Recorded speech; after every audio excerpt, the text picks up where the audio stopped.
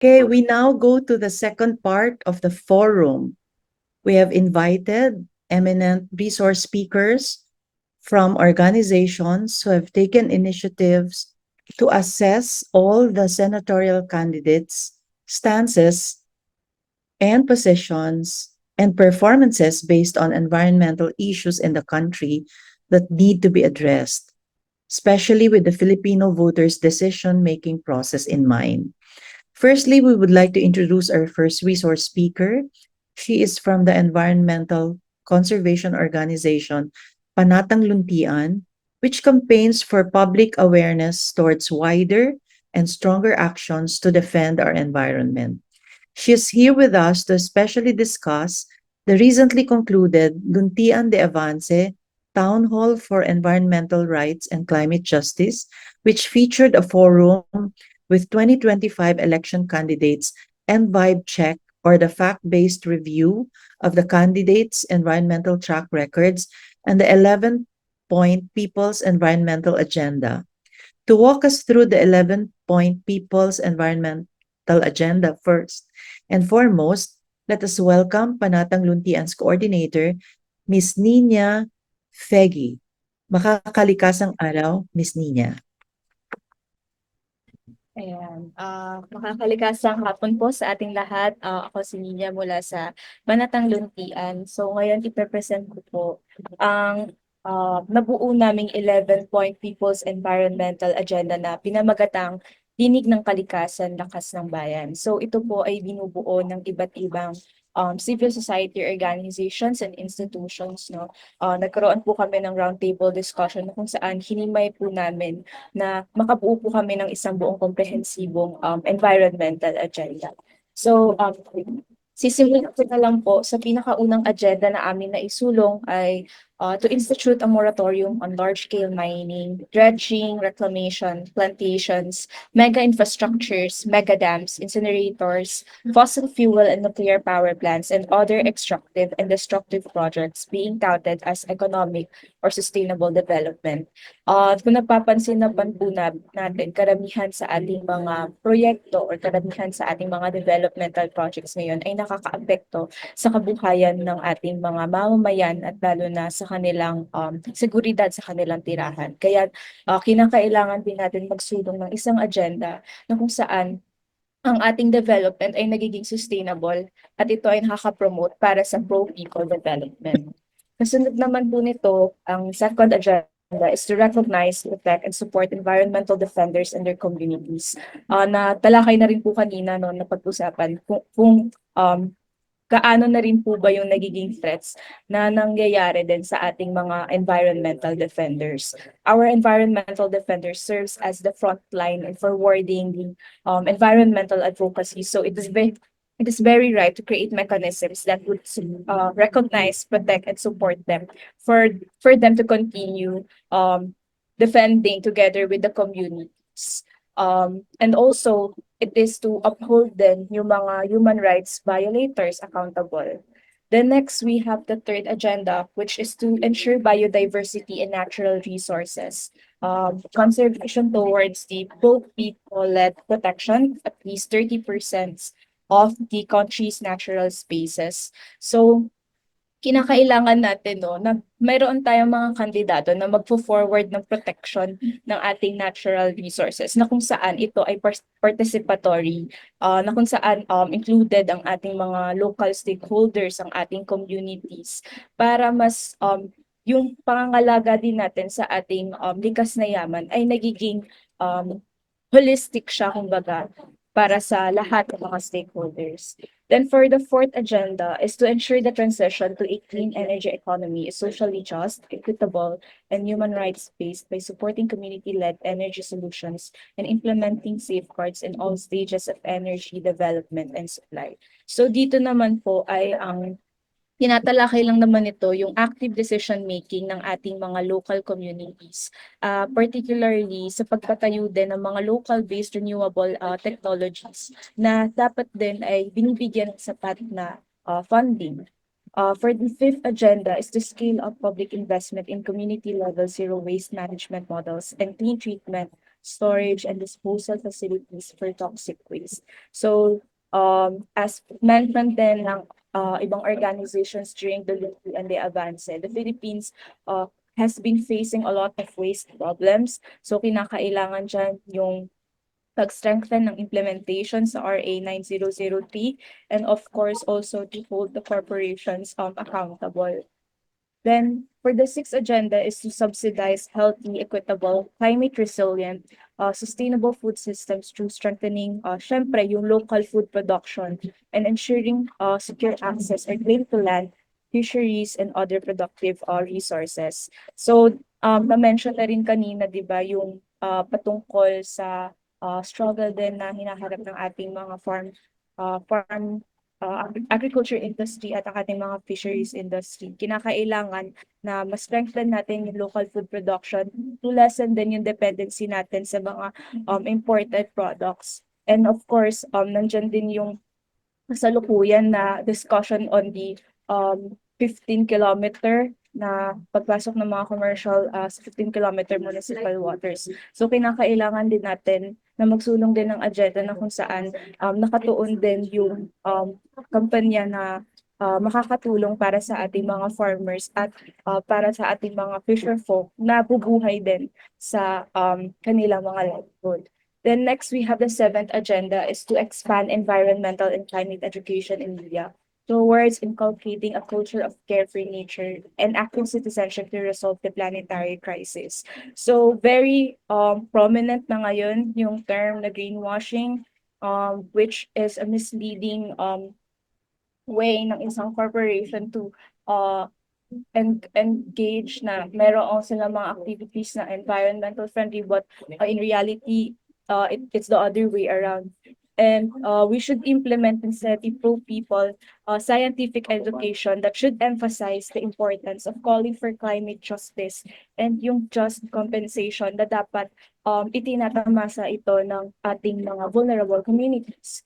And for the eighth agenda is to push for accountability and just compensation from government and companies, top polluter countries, and carbon leaders for the past, present, and future ecological and climate injustices suffered by the Filipino people at its environment. So mas tinatalakay naman ng agenda nito yung pagkakaroon ng genuine na loss and damage compensation, yung financial assistance na dapat napupunta mismo sa mga tao, yung ayuda na hindi na kung dumating sa kanila hindi lang kumbaga makakatulong din siya para makaahon sila dun sa particular na affected na sakuna.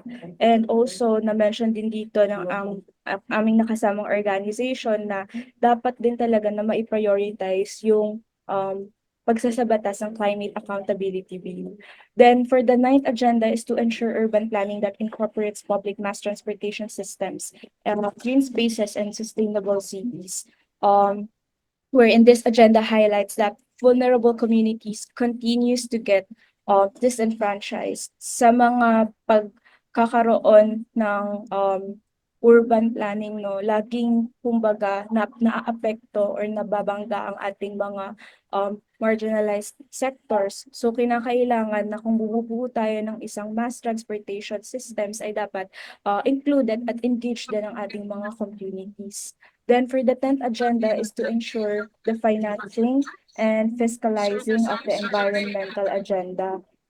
And this should be directed on the channeling of the confidential and intelligence funds, no, na kung saan yung mga funds na yon ay dapat i-channel na lang towards to environmental and social services in which mas makakapagbigay pa siya ng tulong sa mga bagay na kailangang i-address patungkol sa ating mga environmental issues and as well as tulong din sa ating mga mamamayan. Then last agenda is to fast-track policy reforms that ensure environmental conservation and protection are founded on sustainable and socially just frameworks and responsive to the needs and interests of the most marginalized and vulnerable groups. So, ang dami-dami nating mga policies, ang dami-dami nating laws related to climate. but we really have to push for an agenda to fast track these policy reforms in order to address what is needed right now, and yun yung kung magkaroon ng sustainable and just future para sa ating mga mamamayan. So that is the whole content ng aming 11-point People's Environmental Agenda.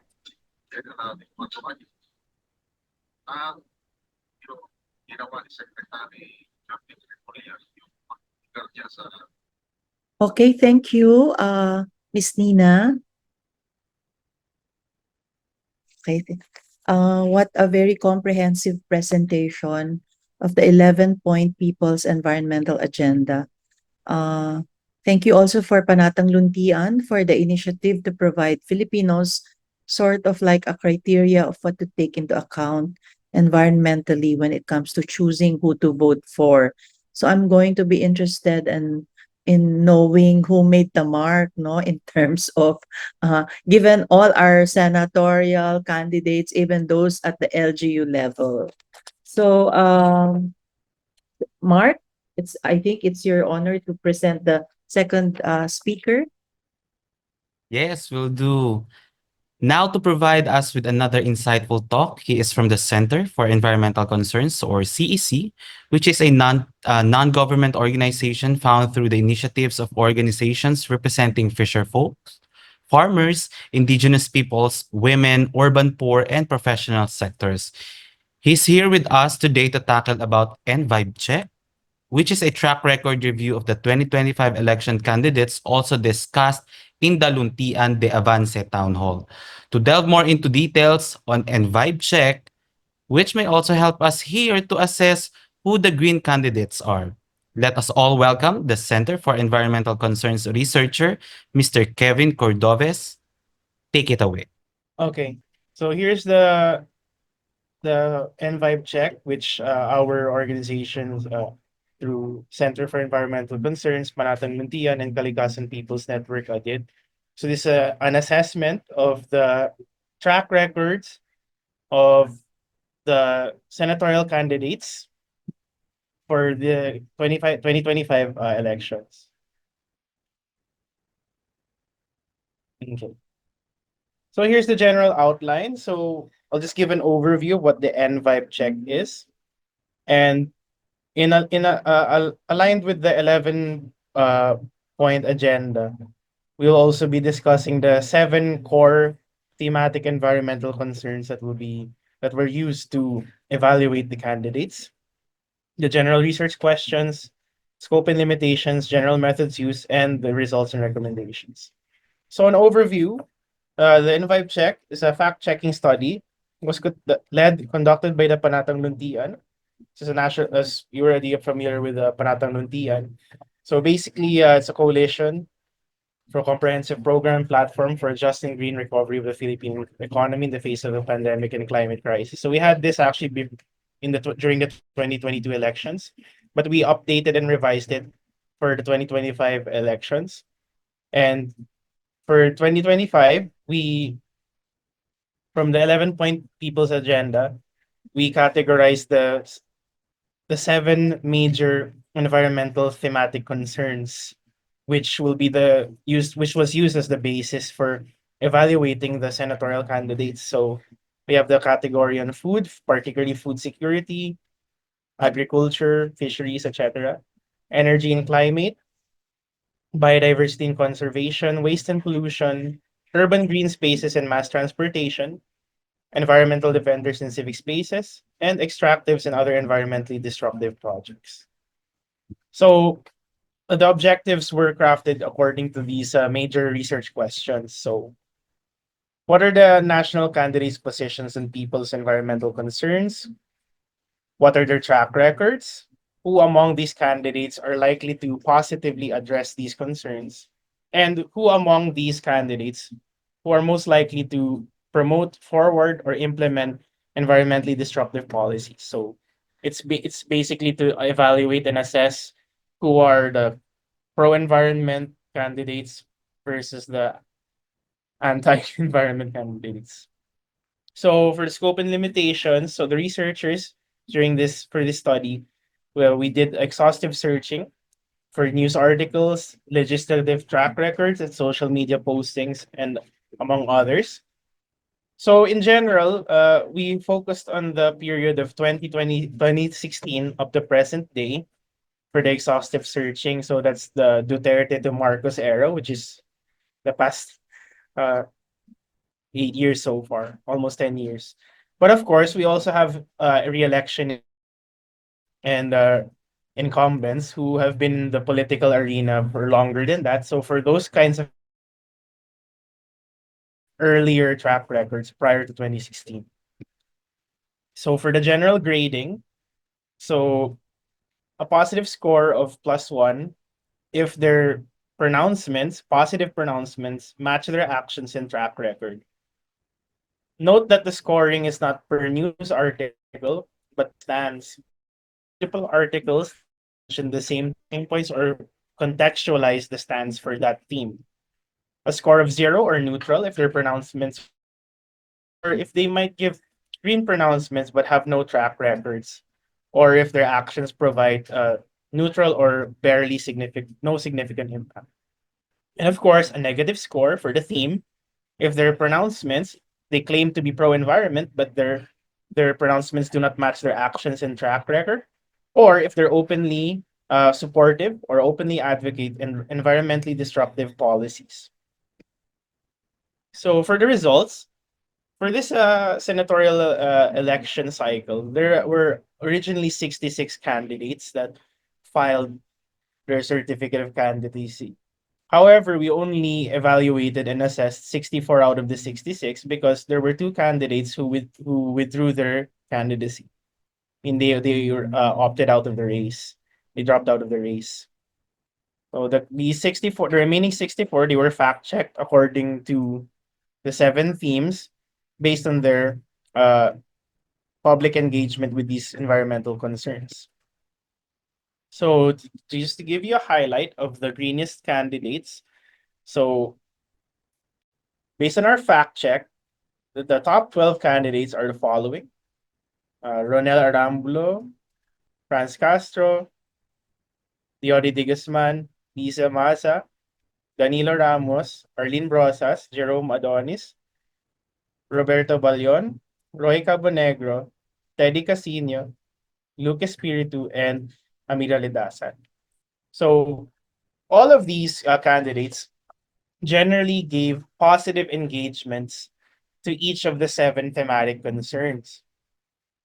Some of their unified common best practices and track records that substantiate these scores are the following: their historical track record with partnering and advocating for various affected communities affected by the environmental and climate crises, such as the farmers, fisher folk, workers, urban poor, and indigenous peoples. And at the same time, all of them are also have a deep respect for human rights, especially for those who defend the environment. And they also push practical policies like for food sovereignty and independence, defending the West Philippine Sea in order to secure our fish supply, uh, and among other policies, and also policies regarding biodiversity conservation that is both pro people and pro environment. In sharp contrast, the dirtiest candidates are in are diametrically opposed to these pro environmental concerns or engagements. One thing in common that these 12 dirtiest candidates have, so we have Cherubin, Revilla, Capuyan, Marcoleta, Martinez, Kibuloy, Bato de la Rosa, Escobal, Bongo, Raul Lambino, Jimmy Bondoc, and Ping Lacson. What they have in common is, in contrast to the greenest candidates and those who lean more pro-environment, their point of unity is the support for environmentally destructive projects and policies, and particularly for extractives, mining, dredging, etc. With some relevant examples, like for Raul Lembino, who has promoted the Cagayan Economic Zone Authority, wherein he allowed the intrusion of Chinese big businesses, particularly for coal plants, uh, cryptocurrency, mining, and even other, I think, pogos and other questionable business practices. Jimmy Bontoc also defended pogos and mining as well. Uh, you have Eric Martinez, who has promoted also environmentally destructive projects, among others. And what they all have in common, aside from extractives, is that all of them are unified in their support for policies that make the political and environmental atmosphere more dangerous and harmful towards our environmental defenders. All of these dirtiest candidates support dangerous policies such as the anti-terror law. Uh, they also support the NTF-LCAC. Actually, one was a key official of the NTF-LCAC during the time of Duterte, Alan Capuyan, for which he systematically targeted the indigenous people groups, red tagging them. Kerobin, with his military background, also defended the LCAC, and some of his environmental solutions towards protecting the key biodiversity hotspots involve a very militaristic approach, such as the installation of anti-aircraft missiles to defend the forests. And so their track record is a sharp contrast, indicating the dirt behind these. So they all have a negative score ranging from -4 to -1. Now, in terms of engagements, in terms of the number of engagements, for all of the 64 candidates, active candidates, most uh, gave positive engagements on food security and energy and climate. Extractives were a bit low. Environmental defenders was a bit low.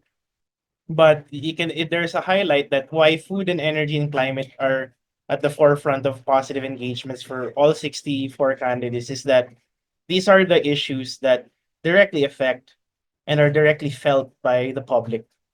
For food security, given that our country is still in the agricultural stage, but the state of our agriculture sector is still leaves a lot to be desired. And energy and climate, due to our vulnerability to the climate crisis, which we have already experienced for the past 3 years, being the number one for the World Risk Report since 2022. Now, despite the positive engagements for those important issues, sadly, for the theme of environmental defenders and civic spaces, this has the largest number of negative engagements. And these negative engagements are heavily come from the 12 dirtiest candidates and other candidates who lean towards environmentally destructive policies. But if we look at it in total engagements, most are on the affirmative. This is due to the heavily positive engagements of the greenest candidates. They contributed significantly to the percentage of affirmative engagements. Despite this, it is still unfortunate that this, despite the large number of positive engagements, the state of human rights and environmental defenders, their plight is still negative. For the overall findings, most of these positive engagements are from candidates from the Makabayan slate, as also posted in the previous slide. Katipunan ng Nag-iisang Pilipino, Partido Lakas ng Masa, Workers' Party of the Philippines, and other independent candidates. It is also important to highlight that the most of these negative engagements especially on environmental defenders in civic spaces, came from the Duterte slate and Marcos slate, with a few independent candidates that also lean towards negative engagement. Now, despite this, environmental defenders in civic space is the strongest determinant to determine whether the candidate leans towards being pro-environment or being anti-environment. This is a major concern and challenge because this is one of the largest, if not largest, hurdle that all our environmental advocates face because the negative engagements come from the incumbent coalition in power. But despite this, there is still hope. One point of expansion can be towards candidates with new to do collaborative and affirmative action. Like we should continue to be vigilant regarding these consistently dirty scorers who are currently in power, since they hold environmental defense and human rights in very low regard. Because of this constant threat, we need to continue uh, strengthening and gathering support, help them amplify their stories and demands, particularly the marginalized sectors who are most affected by the environmental and climate crisis. This can be done through pressure actions such as lobbying, alliance building, among others, and legislative endeavors to ensure this long term change. This can be achieved through specific policy changes such as the People's New Green Deal, the People's Mining Bill as an alternative to the current Philippine Mining Act of 1995, and of course, the repealing of the anti-human rights policies such as the anti-terror law and the NTF Cap, among others. After the elections, whatever the outcome, we should also come back to the candidates with positive pronouncements and to continue engaging and working with them to achieve this, whether or not they'll be able to hold office, because our fight and defense for the environment does not just stop after the elections. This continues even beyond the elections. So thank you very much.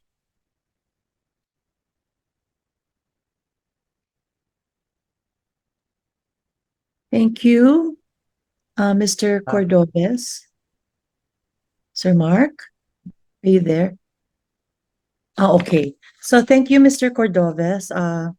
May I just say that I appreciate the study that you did. It is very helpful to the voters, to the voting public, because it is fact based, and it's the information that is given will be helpful in deciding, in using the right to vote and the power to choose.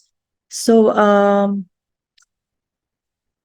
I think that we've been talking since 2:30, no, and I hope that everyone is still motivated at this point.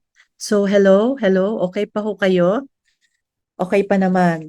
Okay, so we'll do this very, very quickly. We'll go to the open forum. We hope that Miss Nina and Mr. Kevin are still here with us to entertain some questions from the participants. So if you want to ask a question, you may raise your hand or share a comment. You may do so. Raise your hand if you want to speak, and we'll call on you to give you the opportunity to do so. So may we ask you to introduce your name, your organization, and your school, and then express your question, your insight, or your comment. So who would like to go first? Are there any questions? Let me check. For those who are shy, if you can just type the things that you want to express in the chat box, we will read it for you. I hope in the last one, we failed to read the insight of Carmelo del Castillo during the first part of the program. Let me just read it while you're formulating your questions. He said there is such a thing as the precautionary principle that emphasizes caution, pausing and review before leaping into new innovations that may prove disastrous. This is his comment in relation to the nuclear power topic. So in relation to the 11-point agenda from Panatang Luntian and the Envibe check shared by Mr. Kevin. Do you have any questions? Or, like Mark said, are things very clear with you? I have a question. Okay, Miss Tessa? Yes, this is Tessa Oliva of Green Convergence. I wonder if Panatang Luntian or the group is also aware that there is also another environmental group doing an assessment of the senators, okay, running candidates running for Senate. Is there a possibility to maybe just in case there's a difference in the assessment of the candidates, so that we can have a one united vote for really those who are really in the uh candidates who are really for the environment. Maybe we should, and also another thing, I think we should also base the characters or personalities of the people whom we are endorsing. So maybe is it possible? Is there a possibility of merging the two assessments being done? Anyway, that's my question. Actually, yung assessment po, as presented by Gavin, it was based on the different news articles, social media. So, anything that is being added din, no, dun sa mga news article, social media na nag-a-appear recently, hindi na namin siya naidadagdag. So, that assessment actually can change in the time. Per ano na lang din po, disclaimer dun sa presentation ng Envibe check. These are all candidates that we've assessed. It was no particular to endorse a candidate, but rather to show na sino ba talaga yung mga candidates na nagpo-promote talaga ng mga environmental policies which are pro-people, and those who are just forwarding environmental policies pero contradicting din naman sa kung ano yung mga initiatives nila.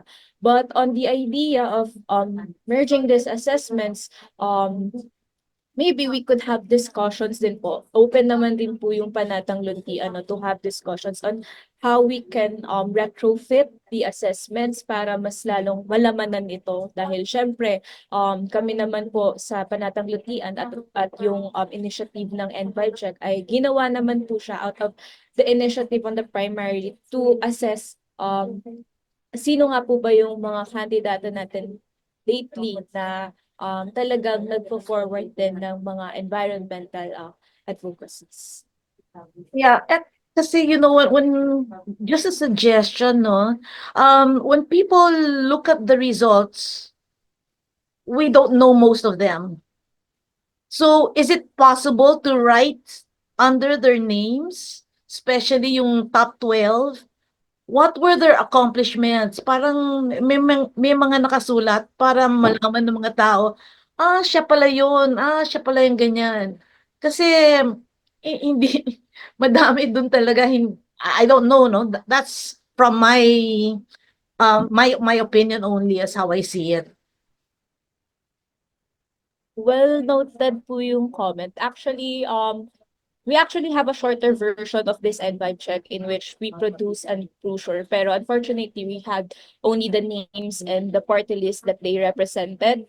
As for their backgrounds din po, no, maybe we can actually, parang open naman pa po kami sa pagkakaroon din ng mga postings and materials or producing materials na included naman din po yung background. Thank you. May Okay. idadagdag po ata si Kevin. That's Yes, okay. Proceed. Oh yeah, I wanted to also add that when we did this Envibe check research, we actually collected various links to social media pronouncements, news articles, legislative track records, especially for the incumbent senators. So uh, we can we can put that into writing. I think in the future. It's just when we did this presentation during the town hall, we had an event last March 14. Uh, it was restricted to like around 10 minutes. So the slide that we showed you is actually just an abridged form, but we also distributed a printout of a write-up of the more comprehensive analysis of this. So we have a soft copy of that. Yeah, I think we if you're interested, we can share a soft copy of the our written analysis report so that can also bring into light the track record and of the candidates that were assessed. And Yeah, that would be good. Thank you. Okay, are there other questions? I think there's a question in the chat box asking if a certain candidate was also considered. So might it also be possible that you have not included some uh, people who are active in the promotion of the advocacy, but because they are not active on social media? I think that's one of the questions that they want to ask. okay, okay. All right. Thank you for the question. As mentioned a while ago, we assessed and evaluated all active 64 candidates to the best of our ability. We did not exclude any candidates, as in we did this as objectively as we could, given the data that was available online. Uh, there were no candidates that were excluded actually. The only two Okay. candidates that we did not include were those who dropped out of the race because it's moot to evaluate them since they're no longer part of the race. Uh, Okay. so if whatever concern that there was an either an omitted candidate or intentionally omitted candidate, do not worry about that. None of that actually occurred. We actually evaluated and assessed the track records of all the active candidates, and we rated them according to the seven themes. So now, if the concern is, I think it's important to say the time period. So during we had around a month to gather volunteers and to do the data mining of the candidates, and then also checking of the checking and evaluating of the sources. So whatever new social media posts or new news articles that happened after March 14, we could not we cannot include that anymore because we already presented it on March 14. However, that does not mean that those candidates who may not have landed on the top 12, it does not mean that they're forever low. So if they start making more pronouncements or have significant actions that are pro environment even after we did the report, then whatever their score was initially should not affect how they'll perform because the campaign is still going on anyway, right? So we still have until May, we still April, May. So if they still have a lot of time to continue building up on their track record, we'll take note of that. And maybe in the next election cycle, those future pronouncements and future actions will be incorporated and their scores can be revised in the next cycle. Okay, thank you. So, I think we have time for one last question or any insight you want to share. I wouldn't want to be the last question, pero can I just ask again? Okay, okay, go. Right. I wonder how yung top 12 compares to the parang candidates. Hindi ba may ranking ngayon na lumalabas na they seem to be the ones voted by the population natin. So, na-compare ba yung ating top 12 dito sa lumalabas na mga popular candidates right now coming out? That's that. Okay. Regarding the top 12 candidates, actually, if you saw the previous slide, we can share natin ulit. We'll continue sharing po again yung Yeah. Just to highlight. Okay, so punta ka sa ano, for a while na po. 30th. The 30th.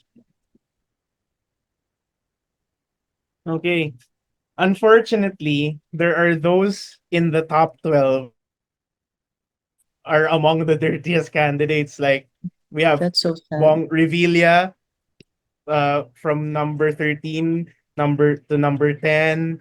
We have Bongo who was number 1 for like 5 months. And then he now plays between number 1 to number 3. We have Ping Lacson who's in number 12. So we have Pato's number 5 and then he became number 1 for a few weeks. So unfortunately, the a lot of the popular candidates are leaning towards 30. But it should be noted that it's also because these popular top 12 candidates belong to the ruling factions right now, which is the Duterte and Marcos factions who were once the unity team. So they have the political machinery and the political capital.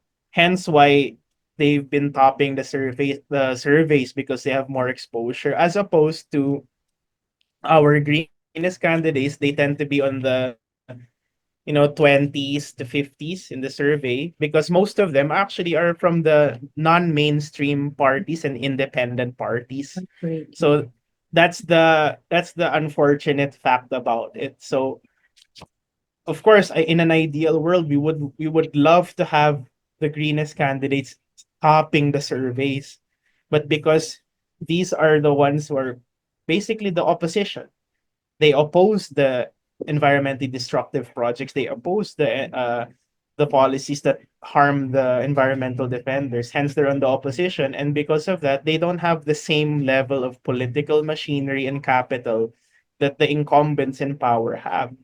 So that's the sharp contrast. And actually, that's the purpose of the Envibe check. It's actually a counter narrative because if we are to follow what means the mainstream is saying, then we will be given this illusion of there's no alternative because they're always there. They'll always be the ones winning. So we're always going to be in the status quo of environmental destruction.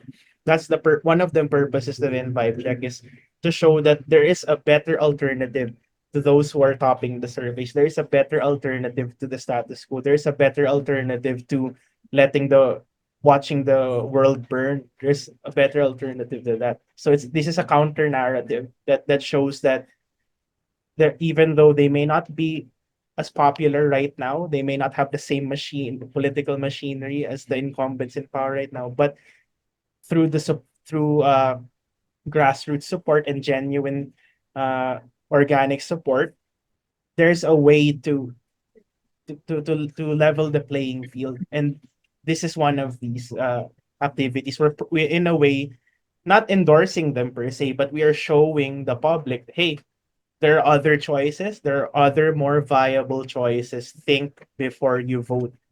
Don't be stuck in a rut. Don't just choose because yung manok nyo na popular. Don't just choose based on winnability. It's not a gamble. It should be an informed conscious decision, right? Informed conscience dapat.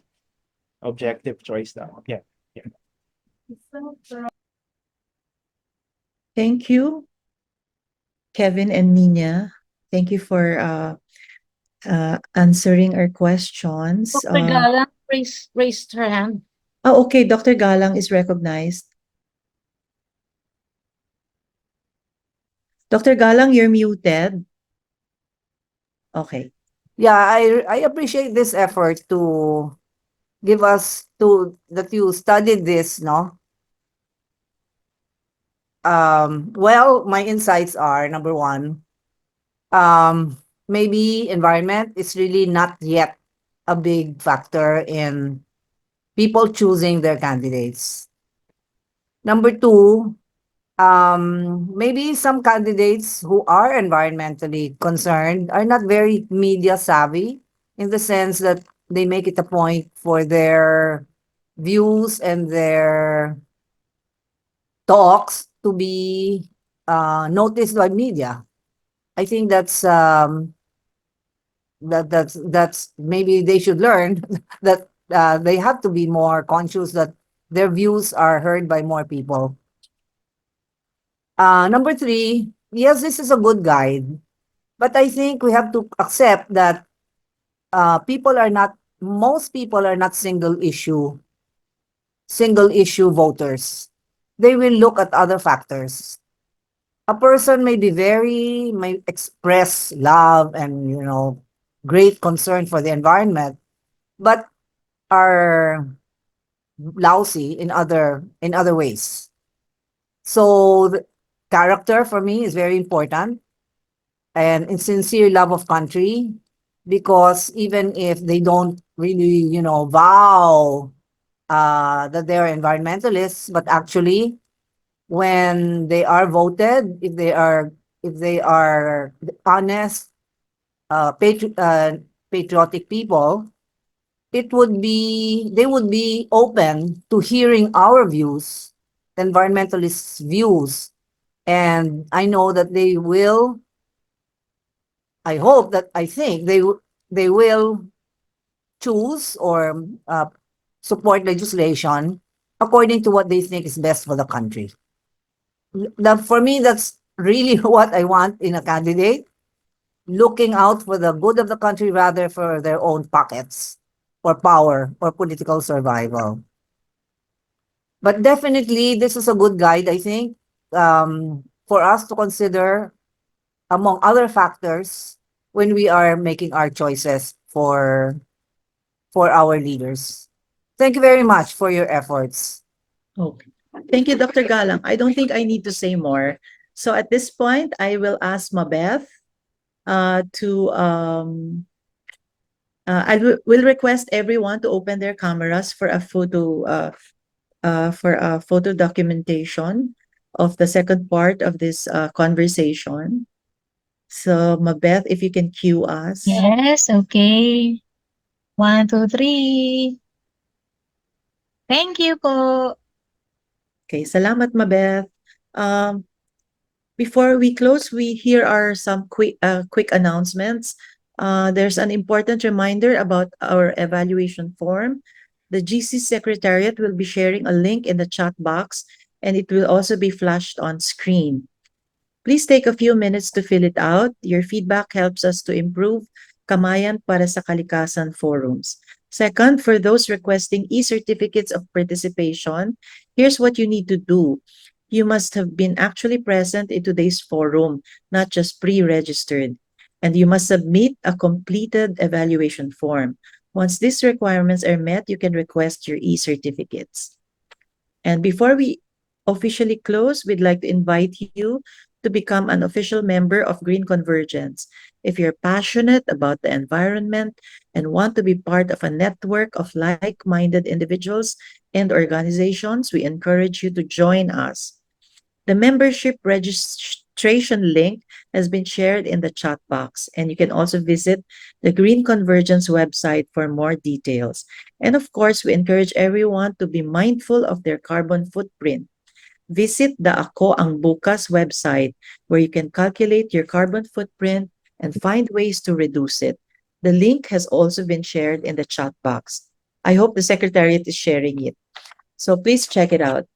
And now, to officially close today's forum, we have the honor of hearing from Sister Marvy Misolas, a Marinol missioner, Vice President of Green Convergence, and the Executive Director of Miriam College Environmental Studies Institute. Let's give our full attention as she delivers the closing remarks. Sister Marvy? Thank you. Thank you for that kind introduction, May. I was really keenly listening to the panelists, and I congratulate you. This session is really very substantive. I'd like to, I think, again, congratulate the Kamayan para sa Kalikasan Forum on its 35th year. So choosing our leaders within an ecological lens is the most important task. that we all need to do, no, to make peace with nature. The term making peace with nature is, of course, the defining mission of the 21st century, as UN Secretary General Antonio Guterres reminded us.